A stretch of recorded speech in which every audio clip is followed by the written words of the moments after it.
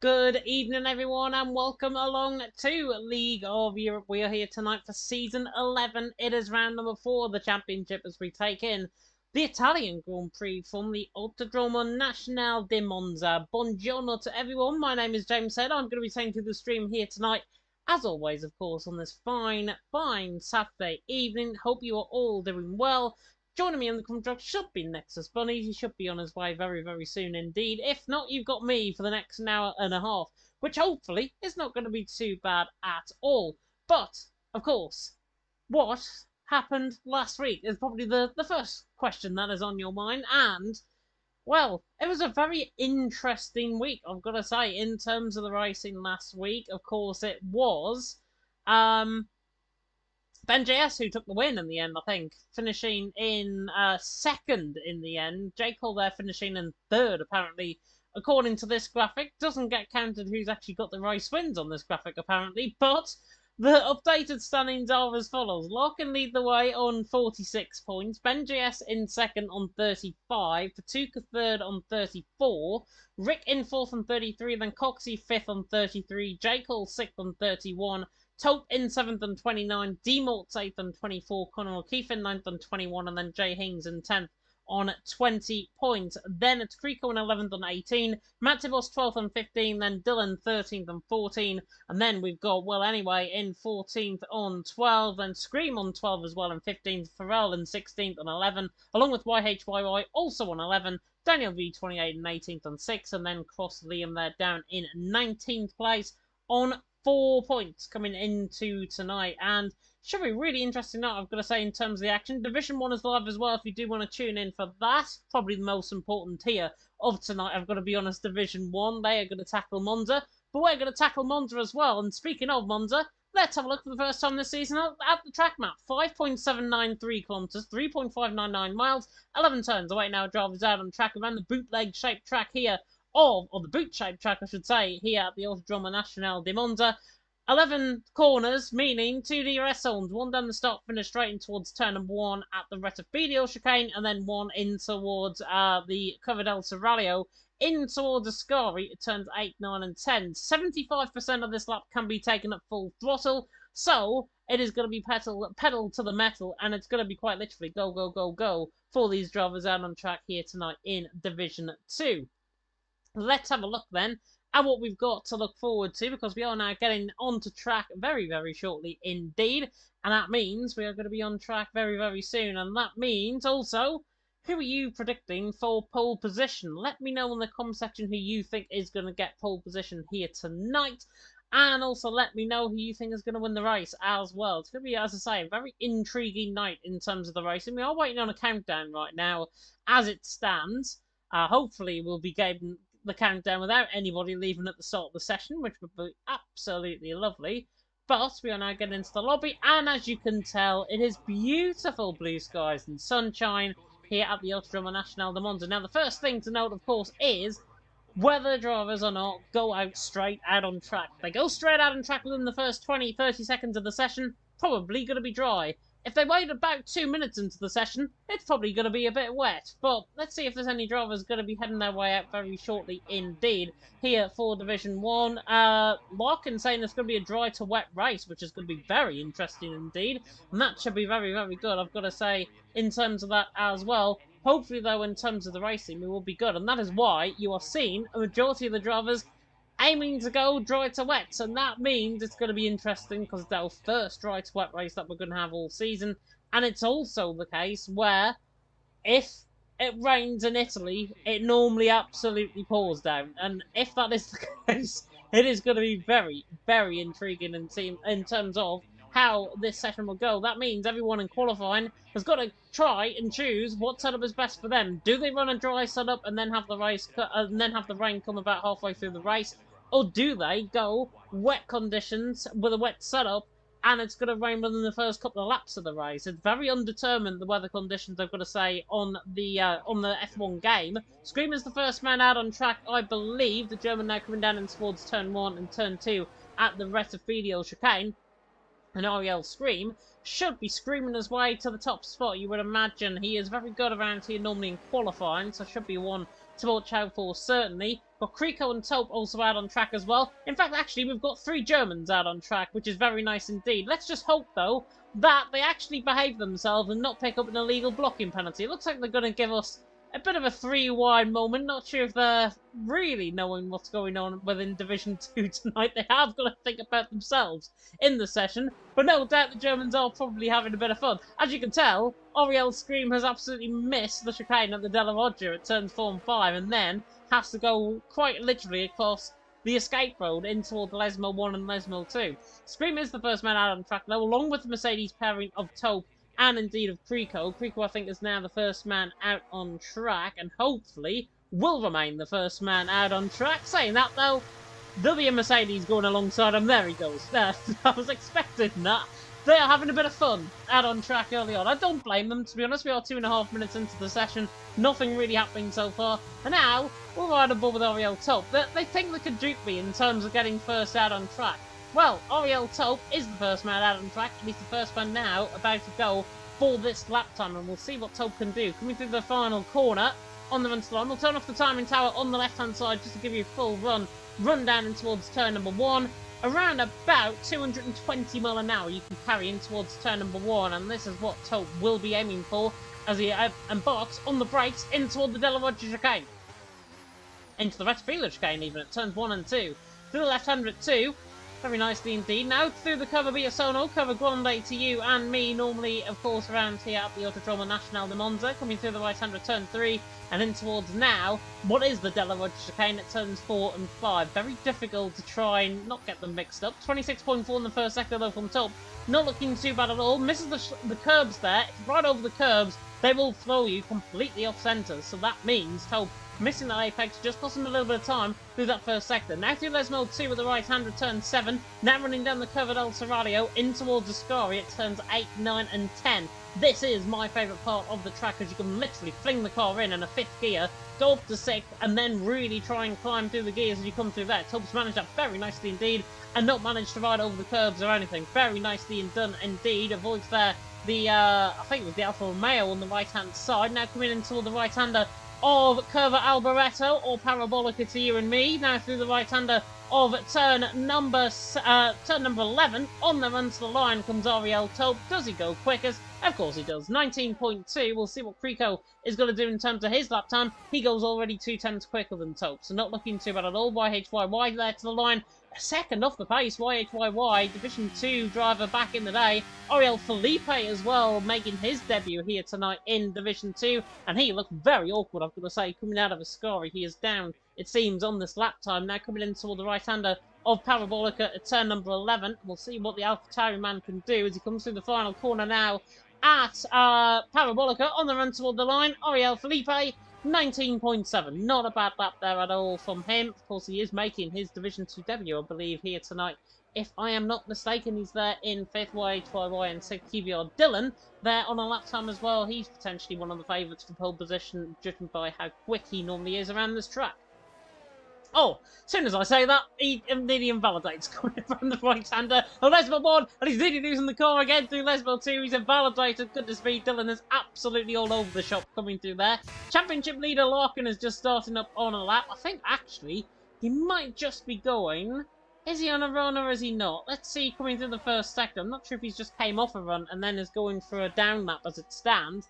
Larkin there down in 13th. Not looking too bad. It was Krico out on top, Taupe in second, Ben JS there in third. Larkin's first sector is a 26.2, so not looking too bad at all from the McLaren. It says purple out of everyone in the first sector. Not purple on my screen, certainly. It now comes to the right-hander of Lesmo 1. We'll see what the championship leader can do in 13th position. With 12 minutes to go in the session, a third of the session gone. Krico out on top, Rick there in second, Taupe there in third. And as you can tell by the rustling that is coming through on Discord, my co-commentator is alongside me in the Comtrucks, Mr. Nexus Bunnies. Larkin 52.8 in the middle sector, not looking too bad. How on earth are you doing this evening? I am pretty good on this this early afternoon for me, actually. Entertainingly, I am very ready though for Monza. Temple of Speed. This is quite exciting. I'm sorry I showed up a little bit late. I admit to having lost track of time, as I'm not sure who I just saw go quite high up, but Larkin going up to 6th with a 1:19.476. Would you say that's a representative lap time at the sort of top of the field in terms of what we could be expecting to be around for pole? Not for him, to be honest. A 19.4 compared to Creeko, who's on a 19 flat. Rick's done a 19.1. I think Larkin definitely can find a bit of time on that lap time. But I'm expecting, honestly, around about an 18.7, 18.8 for pole positions, so they have got a little bit of time to find. Creeko, though, obviously out on top. Rick there in second, Darry there in third. Jav, by the way, has just mentioned to me in Discord. Thank you for this, Jav, because I was getting confused who won last week. ETA Chris won last week, but he's been promoted to Division 1, and Ariel Philippe has been demoted to Division 2, and that is why we've got Ariel Philippe there down in 10th position. I was wondering why we had this rogue man and an AlphaTauri down in 10th, but there we are. He has been demoted, Chris being promoted, and that's what we said last week, Bunnies. Obviously, in terms of the action, Chris winning, Matthias also up there in Division 1. 2 drivers already from Division 2 find themselves up in the top tier. Yeah, we've had some very, very quick drivers this season so far. Of course, Chris and Matthias were miles ahead of the pack at Saudi Arabia for the season opener, and of course, it wasn't an amazing round 2 for Chris, but round 3 was quite excellent at the Netherlands. We're here for round 4 now, of course, and well, he's up to Division 1, so no more of him for us, unfortunately. We don't get to witness just how great he is, but Division 1, I'm sure, will be enjoying them. So, yeah, but we've got Ariel Felipe in Chris's place, and I'm very excited to see how he does. What about you?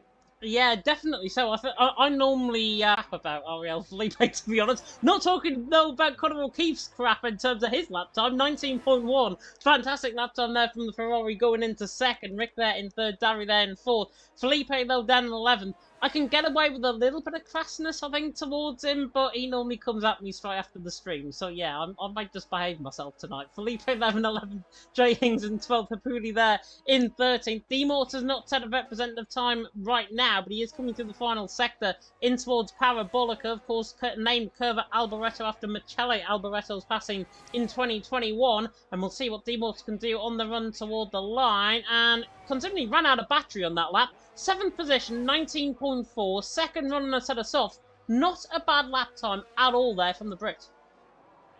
Yeah, that is pretty solid, especially those old softs will not be giving him as much grip as fresh softs would, so it's actually, that is a very, very impressive lap time, I have to say. And let's take a look. There's only 4 drivers yet to set a lap time in this qualifying session, but 2 of them are out on track at the moment. I'd be interested to see how those 4 do, because they're the only people stopping us from really having a semi-representative grid. I'm sure there's lots of people who made small mistakes or outperformed themselves on that lap, but I'd be interested to see how Patuka and how Dylan can do. QVR Dylan, apologies, on his way down to the Curve Alboreto right now, through it, and let's see how he does, maintaining 5th gear up to 6th and 7th now, into 8th. Let's see across the line, what's it going to be? It's a 19.126 onto the second row of the grid. That is a good lap time for him, but wow. Ariel Felipe on provisional pole, 119.053. That's an exceptional lap time. It is an exceptional lap time. Even more exceptional, Rick is out coming through the Della Rocha chicane at turns 4. I don't know how on earth he's ended up there. I think he spun on the outside curb. Just seeing that on the mini-map. Creeko, by the way, is improving in the middle sector. 400s up in that middle sector of the Mercedes. Now coming to the left-hander of turn number 10 at Ascari. Felipe, though, out on top by now, but only 1200ths of a second, the gap between himself and Creeko in second. Conor O'Keefe there in third. We'll see what the Oriel man can do of Creeko. Now coming through in toward Parabolica at turn number 11. On the run toward the line, we'll see what the Mercedes flies it out of 7th gear, about 200 mile an hour. As he comes to the line, Creeko goes quicker than Felipe by 300ths of a second in the end. It's Creeko now out on top, Felipe there in second, Conor O'Keefe there in third. Conor O'Keefe's first lap time, by the way, a 1:04.4. down in the first sector. Not sure what that's all about, but Conor O'Keefe is down in the first sector. He looks like he's going to go again. Kvyat Dillon there in fourth.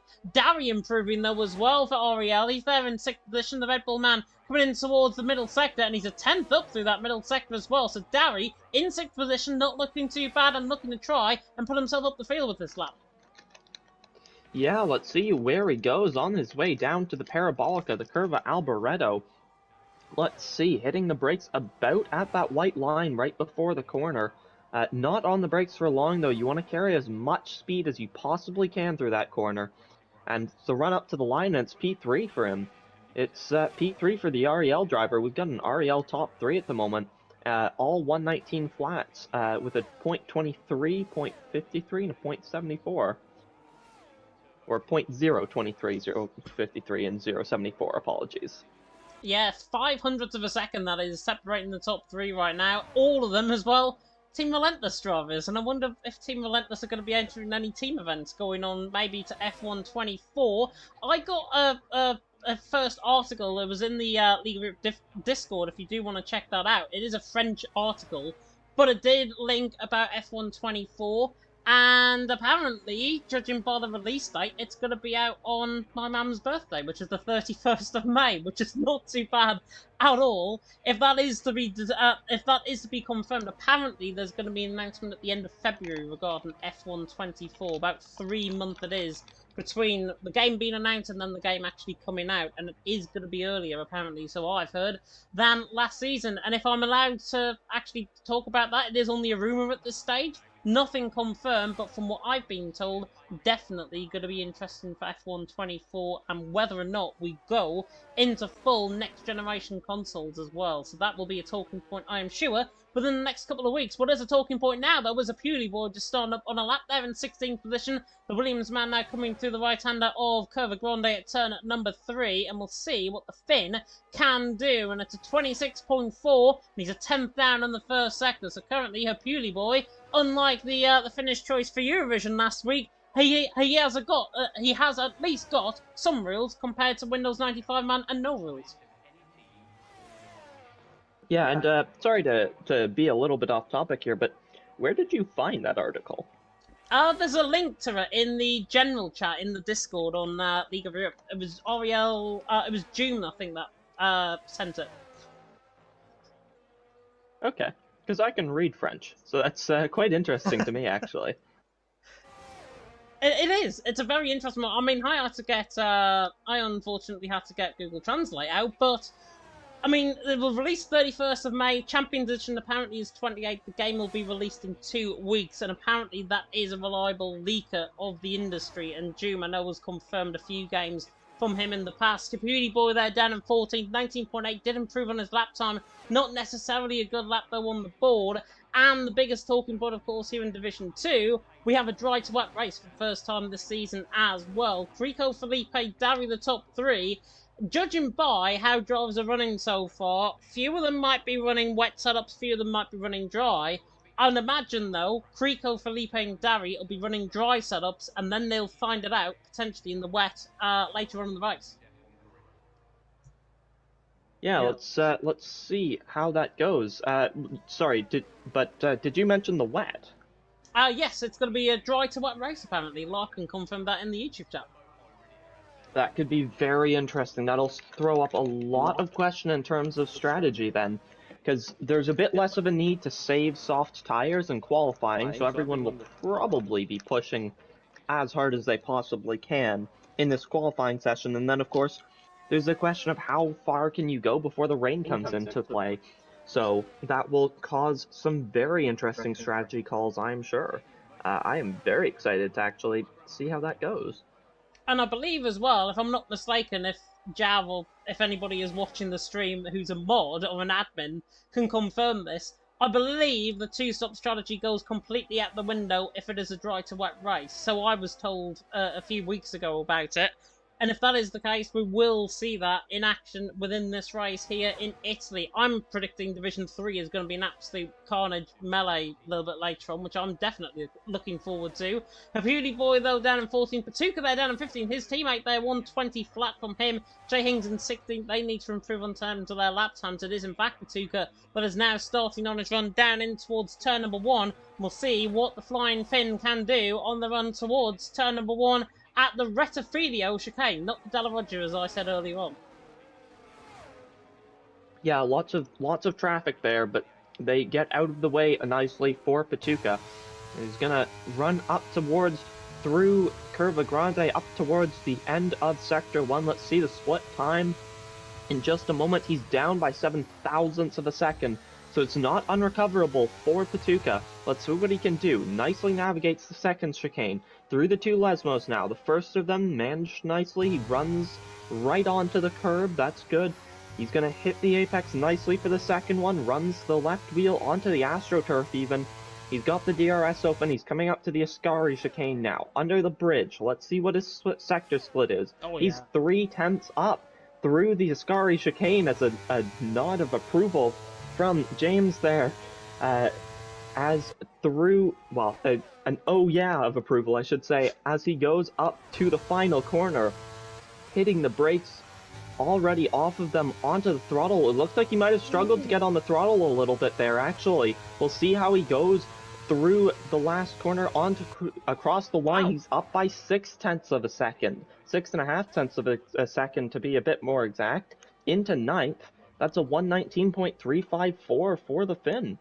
Ariel Felipe, by the way, is not improving. Neither is, I think, Conor O'Keefe. Felipe there retires in the pit lane. Rick already out of the session. Creco there leading the way, though. And he is up in the first sector as well. He's going to be the 5th car, I think, to come across the line in this whole gaggle. Scream there going into 8th position. Could say he was screaming his way to that position. Spins. A 10th up through the first middle sector, even as Creco. Darius, you've mentioned there, is spun coming to the Della Roger chicane on the mini-map. There he is, as you can see on your screens right now. Conor O'Keefe is up in the meantime. 300s up in the middle sector. Has to find a 10th from somewhere. Coming through the final corner. Runs wide there. Coming through Parabolica. All out of shape, and that's going to cost him time. On the run to the line, and Conor O'Keefe bails into the pit lane. He knows what he did there. Creco now on the run to the line. Shooting to try and get pole. He does. An 18.8. Exactly where we expected him to go in terms of this lap time.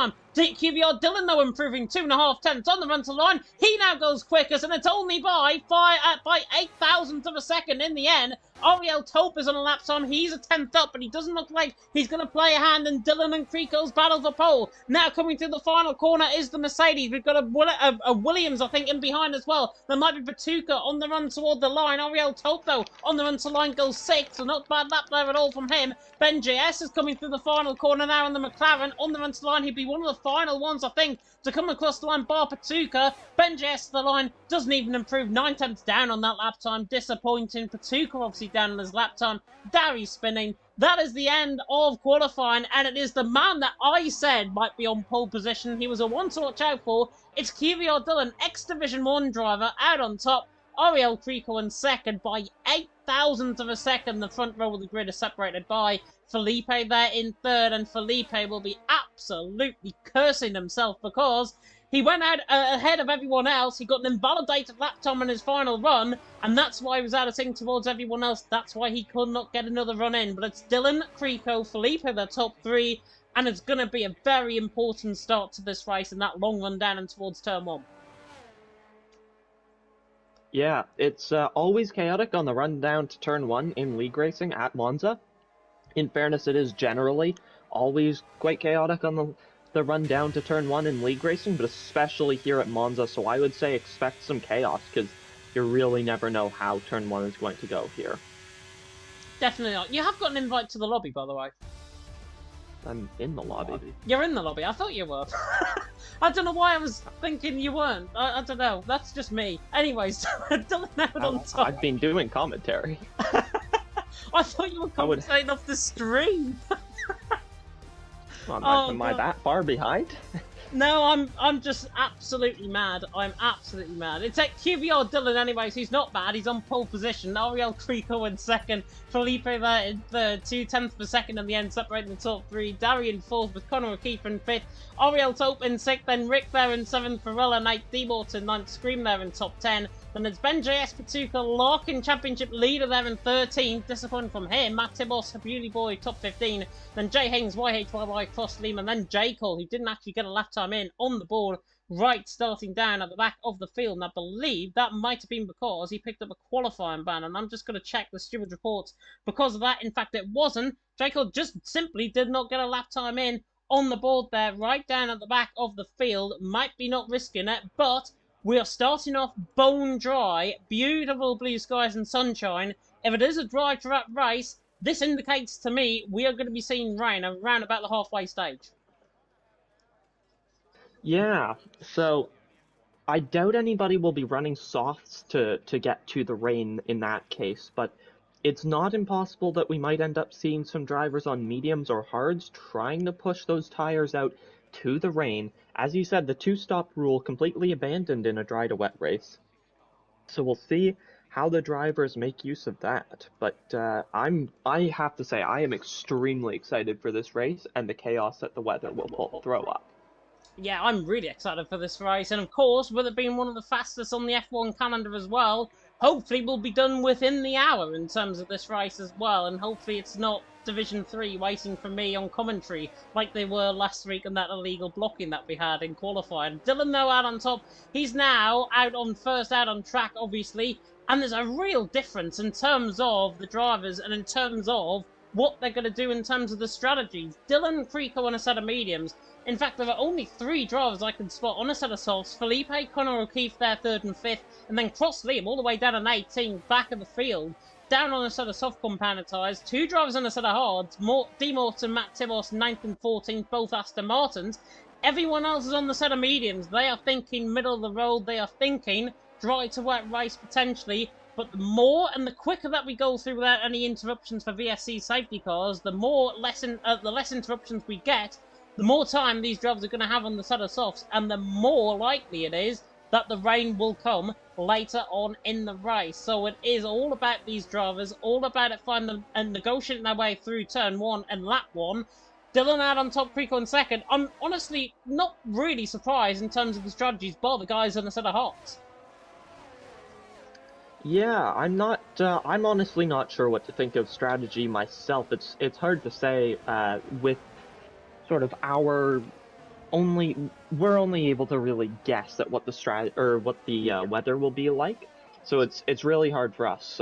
Certainly me. I don't know if you find it easier than me, but certainly for me, I find it very difficult to predict the strategies a bit more at this stage when we've sort of not really got accurate information. We know it's going to rain eventually, but we have no idea when. So it's hard to say what the right strategy will be here.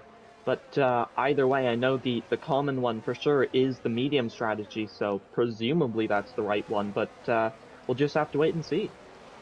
Yeah, presumably the right one. Who knows what is going to happen, though, within this race here, as the drivers are now beginning to join on the grid, and we'll see what the drivers are going to be setting in terms of the run down and towards turn number 1, and whether Felipe can get a good start as well. Matt Tibos there disqualified further down the field, but the 5 red lights are going to be coming on very soon indeed. There is no one good camera angle, I've got to say, for this start. Looks like, though, judging by, have we got a car missing on the grid? No, we haven't. There we go. We are now starting up. 5 red lights about to go out in the gantry here. They are coming on right now. 4 and 5, and it is lights on the way we go, and Creco gets a good start, but not as good start as Dylan. Dylan's away down in towards turn number 1. Felipe will try and pull alongside on Creco as well, but Dylan will lead down in towards turn number 1 at the Retafidio chicane. Creco there in second. Felipe trying to go around the outside of him in third. The AlphaTauri switch to the inside line. Gets turned round. He does, and he's there. Round and down at the back of the field. Ariel Felipe's had a dreadful start. Creco could have given him a bit more room there, I've got to say. Pharrell and Rick Kurish, the side-by-side coming through now. Curva Grande into the Della Rocha chicane. Screaming Topa side-by-side. Patuka Demort to side-by-side. As well as they go 2x2 like Noah's Ark into the Della Rocha chicane. There's another spinner, and I think that is Ariel Darry that is round. Ariel Dari is round, and it looks like Ariel Tope is in a bit of strife as well. Looks like he might have lights on end plate damage on the car, but in the lead, QBR Dillon leads, Ariel Creco second, Farrell there in third. Goodness knows what happened at the start there with Ariel Felipe. He's down at the back of the field, and goodness knows what happened with the man further down the field in, of course, the man in 19th, and that's Ariel Dari. Yeah, just absolute chaos at the start. Disaster for Ariel Felipe, and also disaster for Ariel Dari, so it's not going great for the Ariel drivers so far, despite the glitch on my screen that claims Felipe is actually leading the race. But he is not, of course. It is Dillon who leads us across the line to be in first at the end of the first lap. So Kryko in second. We'll see if he can pressure Dillon at all, but the gap that they have to Rickarich already is gigantic. Yeah, it's 2.2 seconds. That is going to be nigh and insurmountable. I've got a glitch on the timing screen myself that I heard you say was at 2 seconds? Yeah, 2.2 seconds, the gap between Creco and Rick, and then Connor O'Keefe, YHYY in the pit lane. There is a bit of a glitch going on for Hapuli Boy on my screen. Matt Tibos there.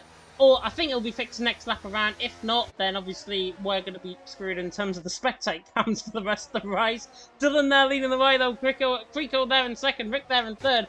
Everyone else getting through the field. Jay Haynes and Cross Liam are side by side. Oh, and Cross Liam gets absolutely fired off into the gravel there, just about recovers the car. Ariel Felipe now getting through on that as well, and he nearly spins the car himself, coming through Les Mode 2. Cross Liam there down in 16th, they're having their own private fight, but Dillon there leading the way. Creco in second, the front two are miles clear. It's a bit like the Division 3 race, I've got to say, last week, where the front two just broke away. Everyone else was chasing. I spun out, unfortunately, and finished 7th in the end in that race. But Dillon there leading, Creco in second, Creco on the back of the Dutchman, and the Dutchman there, along with the man in behind him, the German of Creco, they're having a right old time out in front. Yeah, those two miles ahead, really, and that's Cross Liam around again at the curve of Alboreto. Just up against the inside wall. I'm not sure exactly how he's done that. I don't think I've ever seen a car in quite that position, but I have seen people spin there, so it's not unbelievable to think that he spun. That is unfortunate, though, as my timing screens are fixed, and Cross Liam retires in the pit lane, unfortunately. So that's the end to Cross Liam's race for today. The Haas driver just not having fun here on lap 3. But it is Dillon and Kryko out in first and second. Rick only 1.7 seconds off the back of them now, or at least off the back of Kryko. We'll see if Rick can gain on those two in the Alpine. If he can, he could put in a challenge for the win. It's this early in the race, it's anyone's game, especially with the knowledge that the rain is coming sooner or later.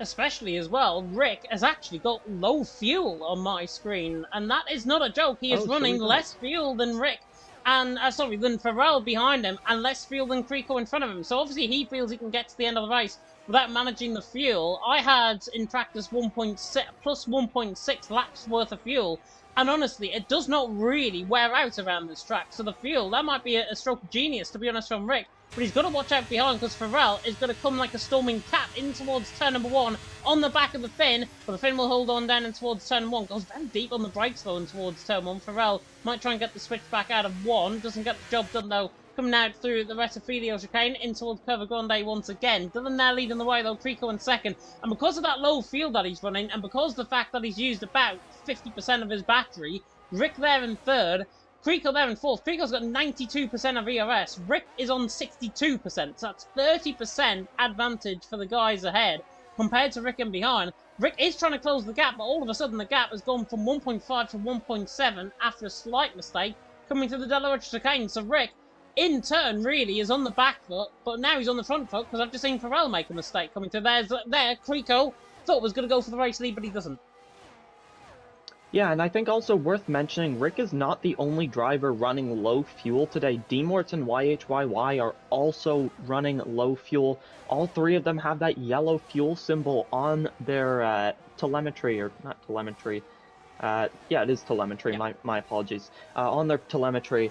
But Rick gaining, and I wonder if that could be an effect of the lighter car. Of course, this track so high speed based, as actually that's going to be Kryko going for the lead there on the outside well before the braking zone. Kryko in the Mercedes is through on Dylan. Ooh, So Dylan! that is Kryko. Oh, no! There's contact. Dylan's round. Or Kryko's round. Apologies. That's my mistake. Dylan knocks him around, though. That is disastrous for the REL driver. And Dylan, now with less than a second lead over Rick, will be under pressure, of course, but that will surely be a post-race penalty.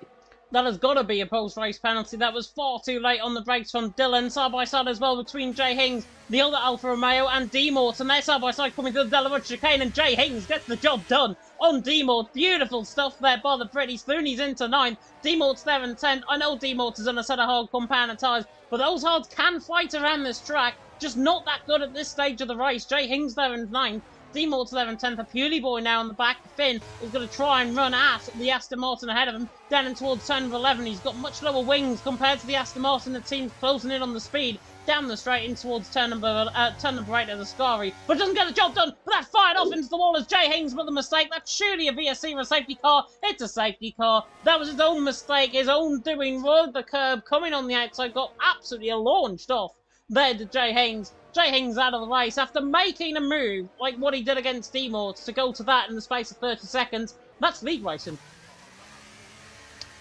Yeah, that is the pinnacle of league racing right there. As Hippoly Boy, the only one not to pit so far. Matt Tibos staying out under safety car as well. So not many drivers choosing to stay out, but a couple of them do. Let's see how the strategy works out for them. That seems like a bit of an odd strategy call to me, but we'll see how that goes. As, let's see, what are drivers coming out on? A lot of them are coming out on mediums, but Scream and Kryko and Derry are coming out on softs. So we'll see how that goes for them. There's a 5-second time penalty for Felipe for speeding in the pit lane, so his day just goes from bad to worse.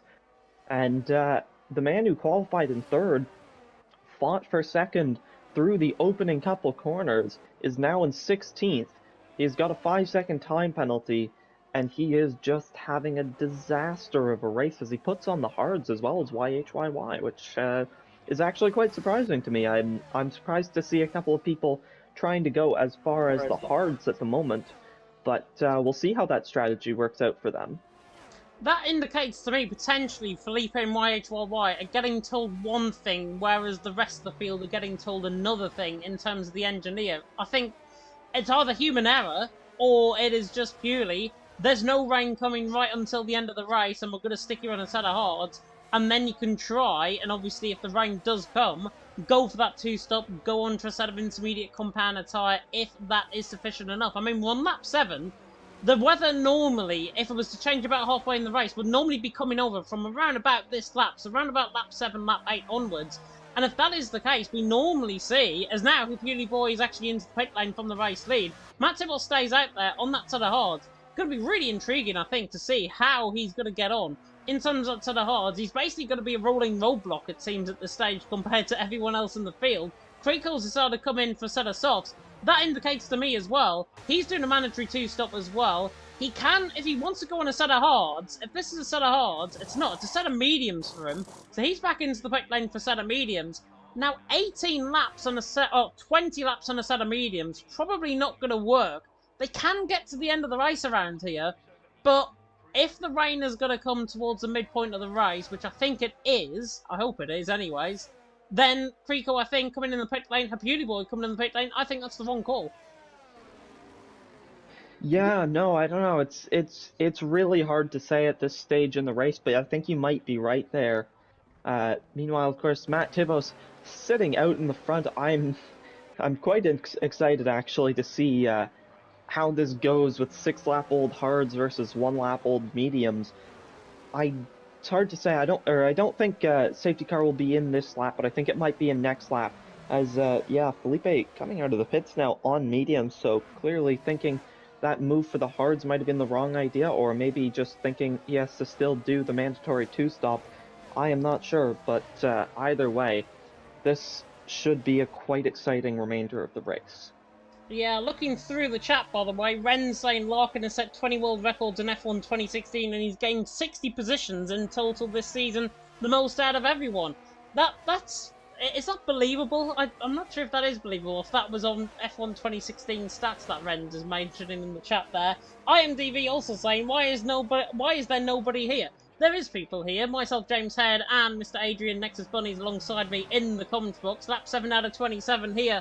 Of course, in the Autodromo Nacional de Monza, the Italian Grand Prix, and it's Matt Tibos that leads the way, Dylan in second, Rick there in third, Farrell in fourth, Tope in fifth, Ben JS in sixth, Scream in seventh, Demorts in eighth, Larkin, who's championship leader, in ninth, J. Cole there in 10th after starting at the back of the field, then Patuka in 11th, Darry 12th, Beauty Boy 13th, Conor O'Keefe 14th, Creco 15th, YHYY in 16th, and Felipe coming from that set of hards, as you mentioned, onto a set of mediums, right down at the back end of the field. Unfortunately, we're going to be waiting for a long time, because he's still coming across the line there. He will be catching up to them as soon as we get him sure in toward the Della Roger chicane. That is the current grand scheme of things. Prosline retired in the pit lane. Jay Haynes calls the safety car after being fired off by the inside curb of Ascari, coming through there, turn number 8 and 9. Basically overtaken the car halfway through the corner. It was caught on stream if you do want to rewind that back a little bit.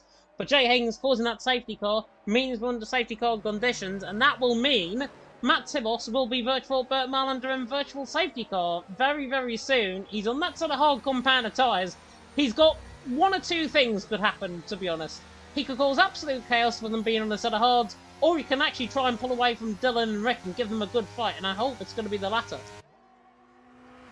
Yeah, me too. I'd be apologies. It would be entertaining to see any chaos caused by it, but ultimately it would definitely be preferable to see him trying to fight with those top guys, see what he can do. So yeah, let's see this. Can't wait, actually. This is going to be very interesting, as Bernd Mailander already way off in the distance. We'll see where Matt Tibos decides to go. I'd imagine it's going to be just before the part of Parabolica that he's coming up towards now, which would probably be from around about the DRS detection point, which is there. I would have expected him to go there, but it looks like he's going to go on the outside of the corner, possibly just around the inside of the corner here. Now he begins a full put the pedal to the metal and then the foot to the floor. We'll see what Matt Tibos will do. It's a very speedy restart. Now he goes, just before the pit lane. Now he goes, but he's already got QVR Dylan right there for company, and QVR Dylan is already going to go for the move in towards turn number 1. Look at the speed now coming from the Alfa Romeo as he pulls alongside on the Aston Martin, down into the race lead. QVR Dylan takes the race lead. Matt Tibos there in second, Rick there in third. Unfortunate, obviously, for the likes of Darry. Patuka, I think, has gone nearly straight on there at turn number 1. Just about recovers the car. He's up into 11th, actually, getting past Darry. But Dylan there leads. Matt Tibos in second, Rick there in third. And for Dylan, basically outbreaking himself on Creco. Creco there down in 15th. Dylan now leading the race. Dylan definitely looking rather behind him than in front of him right now, potentially in terms of the stewards as well. Yeah, so Matt Tibos in a good position, all things considered, at the moment. I wouldn't fully have expected him to maintain second even on these hards at this point. But this is exactly what Dylan needed, especially with that potential penalty coming. Oh, as Rick going around the outside, Farrell as well, down towards Ascari chicane. Matt Tibos down to 4th almost immediately after I said he was impressive. He was still in 2nd. But that was there's Tope as well. Tope is flying down this straight. Tope's going to go for it on Farrell as well, down into the Curva Alboreto, into the Parabolica. The Mercedes on the inside. The Ferrari is able to hold his line on the outside. He has the better speed, and onto the pit straight. He is ahead. We'll see as Tope pulls into the slipstream for a moment, using the overtake. Tope is going to go for it. Ben JS is going to try and get involved as well. It's going to be Farrell on the outside as Ben hits Farrell.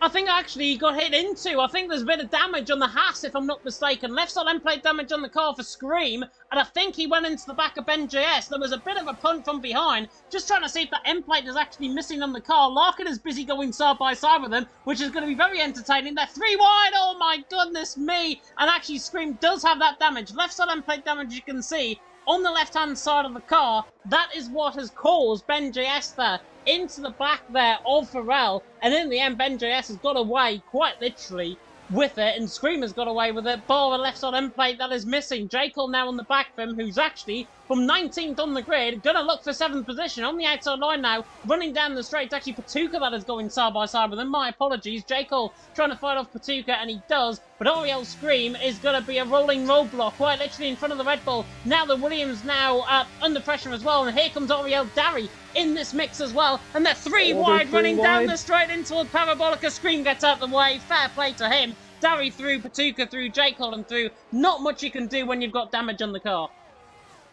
Yeah, and really Scream with that damage turning into a moving chicane there.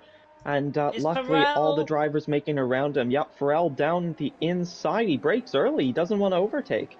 So Pharrell just going to sit behind Taupe for the time being. The two relentless drivers just holding places at the moment. Let's see Derry getting past J. Cole, which also of course means Patuka's just gotten past J. Cole. I wonder if there was a mistake there out of turn 1 and 2 for J. Cole. It's going to be Connor O'Keefe on the outside of Curva Grande now, down the inside towards the second chicane, and he's through. We're seeing some amazing overtakes here today. This is incredibly exciting.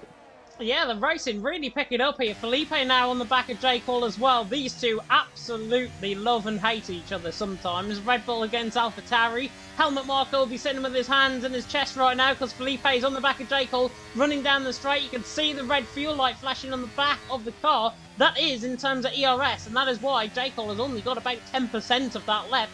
Felipe has got considerably more, and he's going to try and utilise that up now. Running up the hill and towards Parabolica at turn number 11. Dylan there leading the way. Rick there in second. Taupe there in third. Lap 11 out of 27. Cloud just beginning to build over the circuit slightly for the first time in this race. Could indicate a little bit of rain coming in this race as well. The McLaren's now swapping through. Ben JS is through and he's into fifth. Larkin there down into sixth. Ben JS flying past the McLaren down and towards turn number 1. Darry there on the back of Patuka as well. And everything now falling into line as Stern as they come through. The left-hander turn number 1. Dylan still leads. Rick there in second. Taupe there in third. Felipe is still going side by side with J. Cole, and J. Cole is losing position upon position upon position because he's in strife, and Demore to Pewley Boy and Felipe all go past him as if he's not even there. Yeah, I have to wonder if there might be any damage for him, but at the moment what I'd really like to point out is Rick doesn't have that yellow fuel light next to him. QVR Dylan does. So Dylan is now the one with less than enough fuel to finish the race as it stands. If we get another safety car, he should be fine. Demort's still with that yellow light next to his name, but it's just Demort's and Dylan now, which is quite a turnaround from when it was Rick earlier that had the yellow light. Rick is fine on fuel now, but Dylan is a bit below what he needs. He'll need to save a tiny bit of fuel if he can.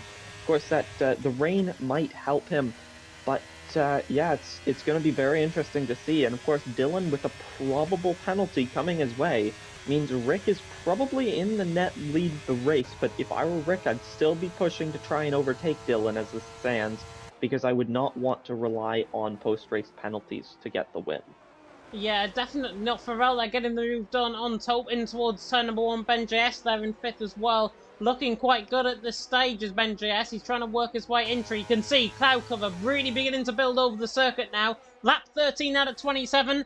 James Head might just be Mr. James right now here in League of Europe. Patuka there on the back of Larkin. Larkin there in 6th. Patuka there in 7th. They remain as they are, coming to the Delarod chicane once again. But I am going to be a betting man right now. The cloud beginning to build over the circuit. If it now clouds over within the next lap or two, I am going to indicate to everyone that the rain is coming around about lap 17, lap 18. If that is the case, these drivers will have to pit in for a set of intermediates. They continue on at the pace they are, and they keep on going, and it doesn't really cloud over like it is doing.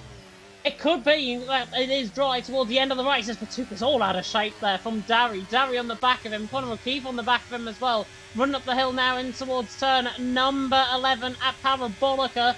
Darry there in 8th, Patuka there in 7th, but the cloud beginning to build over the circuit. The shadows now beginning to really shorten. Cloud definitely now coming over the circuit, and that means rain pretty much imminent within the next 5 or 10 minutes.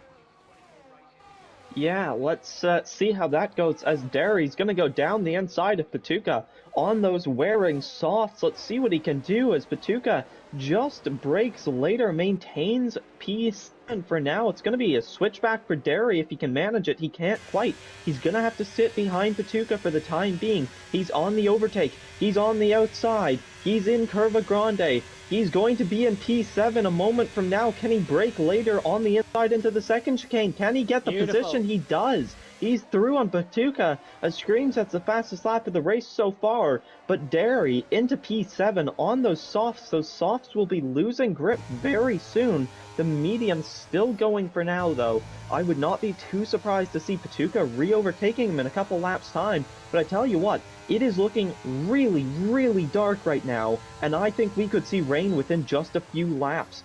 I think as early as next lap, lap 16 more realistically, though, I think. Yeah, I'm saying lap 17, lap 18, just while the wetness gets on the track. So we'll see who's right anyways. And as Eurythmics one said, here comes the rain again. Ben JS on the back of Taupe. Taupe there in fourth, Ben JS there in fifth, Larkin there in sixth. You will get that, by the way, if you are of a certain age, unlike my co-commentator sitting alongside me. Taupe on the back of Pharrell in towards turn number one. Ben JS is now flying down on the inside as well and has to change and has to switch, and that was two moves maybe from the back of Pharrell. That closing speed there was very much phenomenal from the McLaren. The Red Bull there in third, and Larkin I think has gone straight on. So was Patuca at turn number one. Has it started to rain out on track? It hasn't. Patuca and Larkin having to cut across. 5-second penalty for each of them coming in with the corner cut in. It is not raining on the circuit, so there's no impact on there. I can only think they both got caught on the outside curb, and speaking, getting caught up on each other. There is Pharrell and Darry round, and there goes Darry through. Darry through, and he's into fourth. Ben JS and Pharrell is the ones that are getting caught up on each other. Ben JS having a private squabble with the Irishman. The Irishman saying, get off me. And Ben JS saying, you know what, I'm going to try and come back at you. Running down in towards Covert El Somalia. Now the rain falls on lap 15 out of 27. Dylan leading the way. Rick in second. Taupe there in third. Right now falling on the track. Yep, and I, of course, only just really processed what you said, and I'm pretty sure I did understand it, but I'm praying I didn't, because that was bad. So yeah, the rain is here. Let's see how soon the drivers pit. Surely it won't be this lap. That would be ridiculously early, but I could see them pitting within the next few laps, depending on how hard the rain starts coming down. These cars always look so good with those spots of rain going over them while they're still running in what is ultimately dry conditions. D-Mort's into the pits, surely not taking that risk already. Let's see what he goes on to. I mean, it would be a waste to be pitting onto softs right now, but those are inters, I believe. Sorry to cut you off. Ariel Felipe has gone straight on at turn number one as well. He gets caught on the outside curb. He gets a 5-second penalty for corner cutting. Ben Jess and the Pewley boy now are having a private fight just in behind this, coming now through Curva Grande. The rain is not really impacting on the track surface. There's Felipe letting Ben JS through. Ben JS into 9th, Felipe in 10th, the Beauty Boy there in 11th. Ben JS probably told him, you know what, I may as well use you in a wingman. And the Beauty Boy's in the wall. The Beauty Boy makes a mistake coming out of the Delarod chicane. Spins the car. He's got left side and plate damage on that car as well. The Williams round coming through that pod. D-Mortars came in way too early on a set of intermediates. They're down in 15th. Dylan leads the way. Rick in second, Taupe there in third, but Taupe is under pressure from the man on the set of softs, and that is Darry. The rain is coming down very, very lightly as it stands. It's just beginning now to pick up as they come down the straight, but the rain is falling very lightly on this track surface. It will impact the track, though, within the next 2 laps, and that means James Head may as well go and pick the lottery numbers, I think. Yeah, I would say it's definitely D-Mort's, I think, failing with that gamble there. I respect the guts to take that gamble, but it's not going to pay off. Larkin's 3 wide down it towards turn number 1 on the back of Darry. Sorry to cut you off again. There goes the McLaren on the outside line. 2 for 1 for Larkin. Surely not. Taupe now on the back of this, and Larkin does get the job done. Thuni's into third, and now Darry's going to fight back. Darry is not going to give this up without a fight. In toward the left-hander now of turn number 4, and Darry's back through. Larkin does not react to that. Darry back through, and he's into third. Brilliant racing. They've cost each other a second on that lap time because of that. Darry now into third, Larkin fourth, Taupe in fifth. I need to lie down after this one. Yeah, but are you ready for Division 3? Because you're racing after this one, and Connor O'Keefe even on the back of this train. Let's see if Tope can make a move on Larkin. Larkin does have the DRS advantage as well, of course, because he is still within a second of Derry. So Tope not as close as I thought he would be for a moment there. But these drivers, I could just see them scrambling through the Ascari chicane. It wasn't too evident, but it looked like the rear ends were floating around a little bit for all three of those drivers, Larkin, Tope, and Connor O'Keefe. Those were the three I could easily see. I think it's not time for inters yet, but we are getting close to that point. The people towards the back of the pack could honestly risk putting on the inters at this point. Of course, 4 of them already have, actually, which I didn't even notice. But, oh, I thought there was contact for a second. There wasn't, but Rick is only 2.5 tenths off the back of Dylan. There's still more battling going on further back. Nobody's side by side, but lots of people right on the back of each other, seeing where they can make a move. It's Dylan and Rick that lead the way at the current time, though, and it is getting wet. It is getting wet, but the rain is still not really impacting the track surface as much as what I would have thought at this stage of the race. I mean, it's lap 18 out of 27. Drivers on a set of inters. Ben JS, D-Mort on a set of inters. D-Mort's gained time on the back of Matt Tibbles, but that's only because Matt Tibbles was still out there on a set of hards, and that was on the set of hards that he originally went out on at the start of the race. So D-Mort's caught 1.2 seconds before Matt Tibbles came into the pit lane. If that's any indicator, there is a crossover period coming probably within the next lap or two.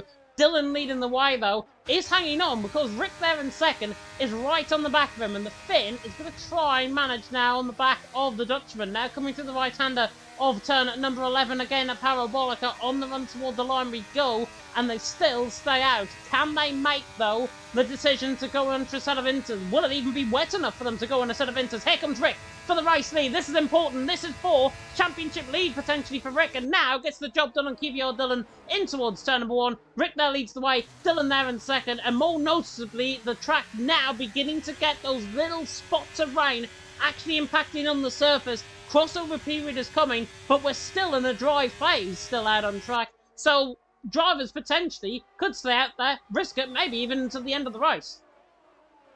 Yeah, it's hard to say. I mean, we've still got about 8 laps left in this race. It's really not going to be easy for these drivers to decide what to do from here on out. Rick into the lead, though, of course, as you said. And, of course, even with Dylan's penalty, especially with Dylan's penalty, I should say, Dylan is behind Rick now. And Derry, as Kryko gets a 3-second time penalty. Kryko at the back of the grid, though, so not going to affect too much with that. Let's see, in the sort of the midfield, top of the midfield, let's see if there's anything going on. That train is still close together, but no overtakes being made yet. And I'd say the track is starting to look like inters could be about the right choices. I saw a little bit of spray come up there as somebody ran wide at the Ascari chicane even. So I think we are very, very close to inters weather, if not already there. Top 2 stays out for now. They still think it's a little bit dry. I'm watching Ben JS, and that gap time coming down. It's 19.9 seconds. Gap was 21.5. So Ben JS is closing Connor on O'Keefe these nearly guys. spins. Connor O'Keefe nearly spins, and actually Connor O'Keefe, I think, has to come and bail into the pit lane. Everyone else is coming in. Felipe stays out. YHYY stays out. Everyone coming in now is going onto a set of inters. The rain is impacting the surface. We'll ride on board with Dylan just to prove this. The yellow dots that you can see basically in the middle of the track, that is the rain falling on the track, and it's now impacting that track surface. Oh, it's Dylan nearly gets caught on the curb coming through. But because the rain is falling at such a very light intensity right now, it's not it's going to be somewhere between a crossover between intermediates, possibly for a couple of laps, and then it turns back to dry. Or we're going to get it fully inters, and then these guys have to come in, and then they're going to be in trouble from the likes of Derry, Larkin, Tope, who are on that set of inters.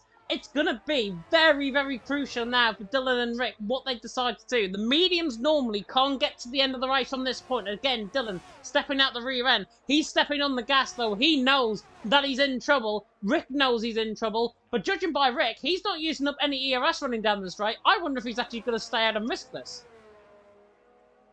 Yeah, I'm not sure. It's hard to say. Let's see. Dylan into the pits, Rick into the pits. Felipe and YHYY will surely be into the pits as well. Derry is gaining on that top 2, but he's not gaining by a ton. It definitely is inters weather, though. nonetheless. Let's see how this goes for these drivers. Felipe and YHYY stay out though. This is absolutely fascinating. This race is going to turn one either way. They've got the advantage in terms of time, but whether or not they've got time on their side is a different matter. Felipe and YHYY, lap 21 out of 27. You can see now the spray really beginning to get kicked up. There's been no DRS disabled yet. That is the biggest indicator. If there's no DRS disabled, we're at a crossover period, and at a constant crossover period at that as well. I really hope, honestly, it does turn inters, because obviously Dylan's now catching on the back of YHYY and Felipe. They're all out there on a set of mediums and hards. If it turns dry, though, in the next 2 or 3 laps, which it could still well do before the end of the race, will still be wet towards the end, Felipe and YHYY could still trudge around on this dry compounder tyre, and they could risk it. The gap is coming down, but not at a big extent as what we would think on a set of inters compared to the dries. 7.6, 7.5, the gap is whittling away. Probably about a second this lap, then 2 seconds the next lap. So it will eventually whittle away, but Felipe and YHYY, I think they've just got to go for broke now and just try and get a good result out of this. Yeah, it's gonna be it's a gamble to still be out, and it'll be interesting to see how it pays off. As Felipe just barely keeping the car going through Curva Alberetta, YHYY sticking out on the track as well. These two just not wanting to pit quite yet. They just want to keep going, I presume, to just finish off the gamble, go full all out. And worth mentioning also is that Dylan, now the only driver with the yellow light on next to his gears there on the telemetry, but certainly still there, and that could be a problem come the end of the race for Dylan if he doesn't get that solved. Yeah, it will be a problem. He is using up overtake mode as well. The yellow fuel light normally indicates you've got less than a litre of fuel left. It could be anywhere between 0.1 and 0.9. I'm thinking it's toward the top end. I think he's fine. He makes a mistake coming through there. But look now, it is definitely intermediate. Out on track. Felipe and YHYY, their gamble is going to fail, unfortunately, unless it starts drying up, probably this lap. If not, Dylan, Rick, Darry, everyone that's had of inters is there. DRS is now disabled. It is now officially intermediate conditions, bar the game. Felipe and YHYY, I think they've just got to stick out there and go for broke right now. They've obviously been told that it's going to dry before the end of this race. They may as well try and stick out and get some good points out of this, but judging by how close the field is in behind, I have a feeling Felipe and YHYY are going to be 14th and 15th before too long. It is quite possible, unfortunately. YHYY commits to the pits, but Felipe still trudging around in these conditions. And I just want to bring something up. I believe you said the yellow light means less than a liter of fuel. I believe that would actually be the red light. The yellow light, if I'm not mistaken. Rick's gone straight on at turn number 1. Goodness me, another one that gets caught out by the braking zone at turn number 1. D-Mort has sped into the pit lane further down the field. He's coming in for a set of inters once again. These inters definitely wearing away for D-Mort. Rick there, though, going straight on. Kvyat Dylan, unless Felipe gets out of the way, has been handed this race on an absolute silver platter now. And he does, because he makes a mistake himself. And I think that was unintentional, honestly, from Felipe. Makes that mistake. The medium's so hard to go through right now. Dylan now leads. Felipe in second. Possibly him leaving the session as well. He had rear wing damage is why he retired. I had a feeling that might have been the case where he did have rear wing damage, and it is. He's down there in 19th. DNFing out of the race. Unfortunate for him. Dylan now, though, after that mistake from Rick. Rick is a very good driver on his day. But 4 seconds, the gap to gain in these conditions with that amount of VRS, gonna be an uphill task. Yeah, definitely. That will be quite difficult. That being said, as I was saying, Dylan probably getting a penalty, though, for that collision with, I believe it was it Kryko? Kryko, yeah.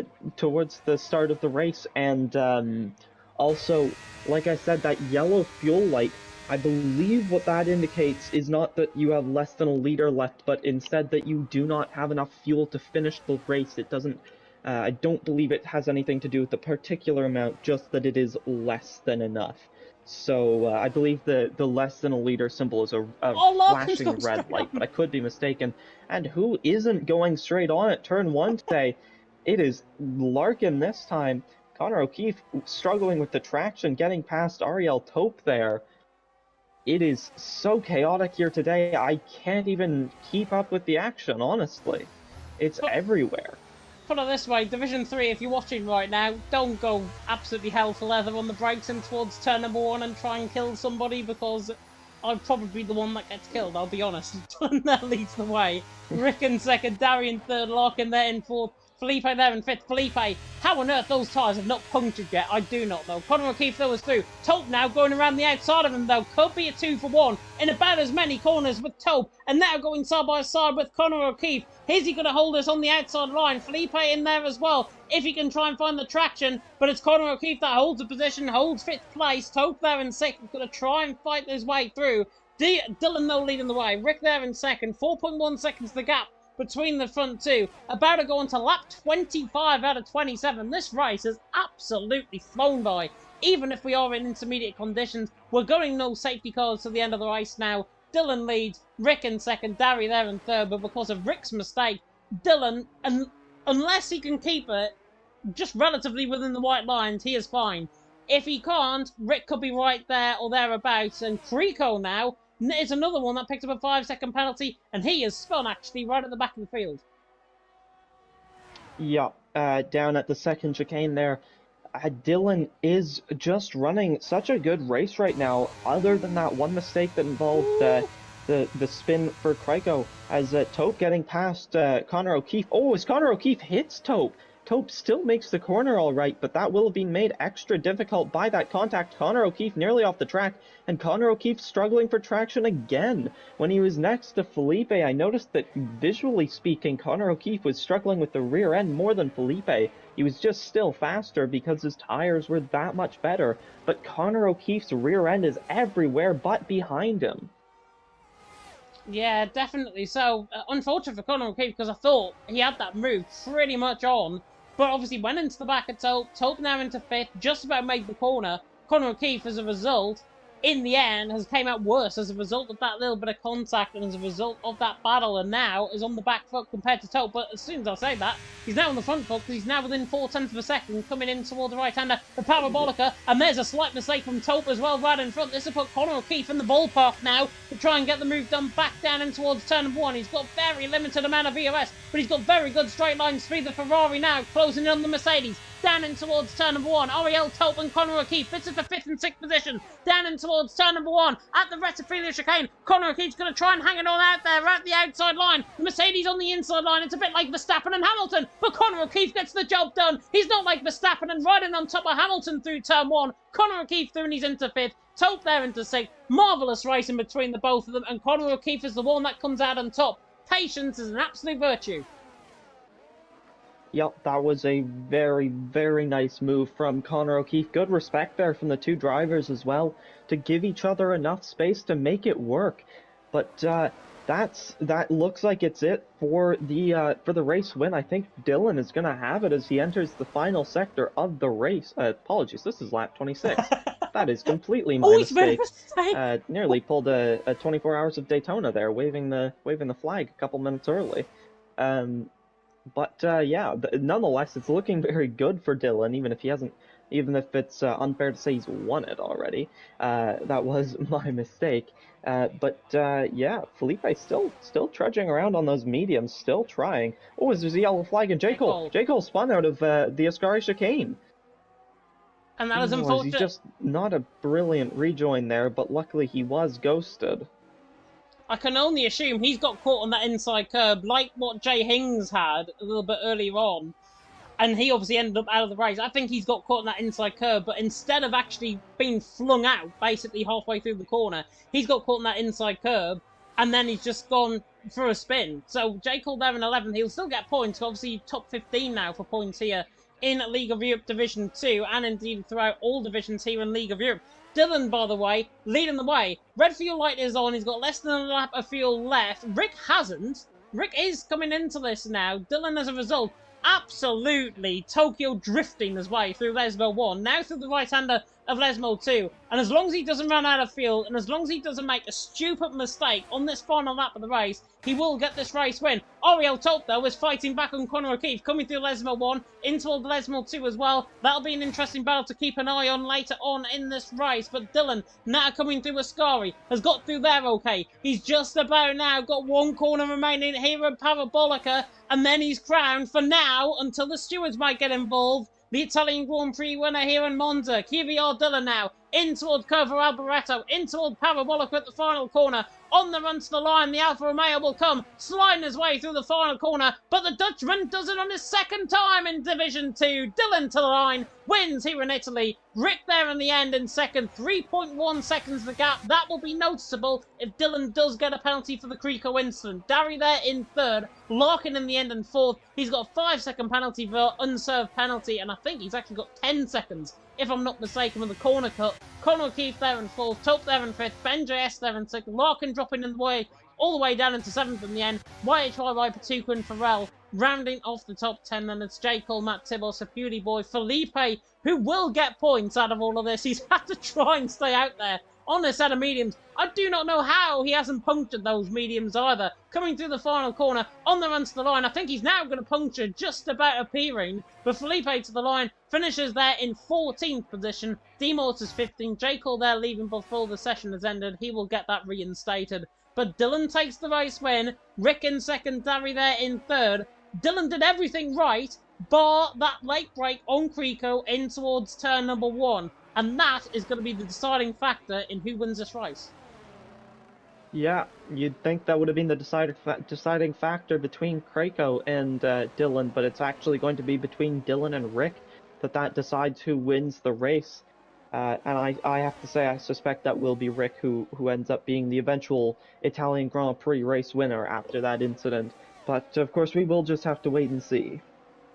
We will have to wait and see. Indeed, Oriol Creco, speaking of which, on the run to the line, he has a 5-second penalty. He finishes down the field there in the end in what will be 17th position, with J. Cole's DNF getting reinstated, of course, when the results come through. Patuca gets Driver of the Day, awarded by the in-game fans. I think J. Cole would have been on for Driver of the Day by the in-game fans if it wasn't for that spin on the penultimate lap of the race for him, all the way down in the end, in 11th position for him. A little bit disappointing, but it is Kvyat Dillon that does take the race win out on track. He's about to come on your screen, and he's about to celebrate very nonchalantly, I've got to say, at the top step of the podium. But that is his first Division 2 win since, I believe, season number 8 in League of Europe. So Kvyat Dillon back into Division 2 this season, has been reserve and full-time in Division 1 in seasons gone by. That's his first win from the former man who did clinch the title, I believe, in Division 2 as well. But he takes the race win out on track, gets champagne sprayed in his face. He wouldn't mind that. He's won for now. Yeah, we'll see if that lasts, but yeah, an unfortunate bit of contact there. Otherwise, though, a brilliant race from Dillon to take the provisional race win. The Flying Finn, Rickarich behind him. We'll see if Rick takes the eventual race win, though. And Darry, of course, rounding off the podium.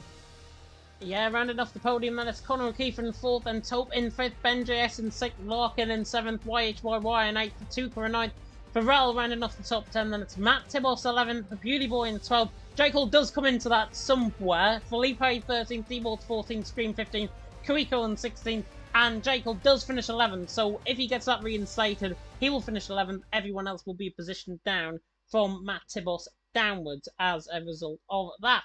But that is the end of tonight's live stream for Division 2. If you do want to catch more action, by the way, and want to catch me potentially spin around here in Monza, you can tune in around about 29 minutes' time for Division 3. So if you do want to tune in for that, you can do. But if you want to recognise what is going to come up in the next couple of weeks, we have got our first visit to Asia, and that is, of course, Singapore. Round number 5 of the championship. Sprint race as well. More points on the line. Singapore with the track change layout. That's going to be a really interesting race, I think. Yeah, definitely. Certainly in league racing, Singapore always turns up with some pretty exceptional results and really quite impressive racing. So we'll see how that goes. And as a footnote as well on that calendar, because that is the old calendar still, the Saudi Arabian Grand Prix on the Saturday, which is now which is the 9th, I think that is on. And that is now going to be the Azerbaijan race. There is going to be run on the 16th. So the break week comes in on the 9th of March, Azerbaijan on the 16th of March. Dates from Australia downwards remain unchanged. So that is just a little bit of thing going on for Division 2 and of course, all divisions here in League of Europe. But that will round us up very neatly indeed for tonight. Really hope you enjoyed the stream. If you did, like, comment, subscribe, tick that notification bell, of course, if you're brand new to the channel. We are going to be back with you very, very soon indeed. And remember as well, as I've just been informed on Discord, the sprint race is a reverse championship grid race as well for the first time ever in League of Europe history. And that, even more, spices things up in Singapore next week.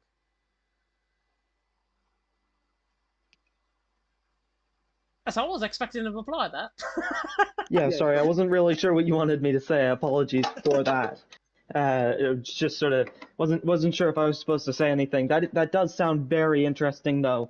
Reverse championship grid order is always a recipe for a fantastic race. So having a sprint race like that and then a proper regular race will be very, very interesting. It will be very, very interesting indeed. Hope you enjoyed the stream. As I say, if you like it, like, comment, subscribe, tick that notification bell if you're brand new to the channel. We are going to be back with you next week, of course, in Singapore. I am going to be racing in 25 minutes in Monza, so if you want to check me out, you can do, of course, in terms of that race, and that is Kvyat Verstappen and Coolboy, who's been on Division 1 com, so he's pulling the double stint here tonight as well. And he is going to be taking you to the action alongside Kvyat Verstappen as well. And I believe, actually, Division 1 is still ongoing because they had a restart. And Verstappen, speaking of which, is leading the way from Nathan in second and Shadow Glow there in third. If you want to tune in for that, final lap of the race about to begin. Tune in for it very soon indeed. We're going to see you all very soon. Thank you so much for watching. And until next time, goodbye.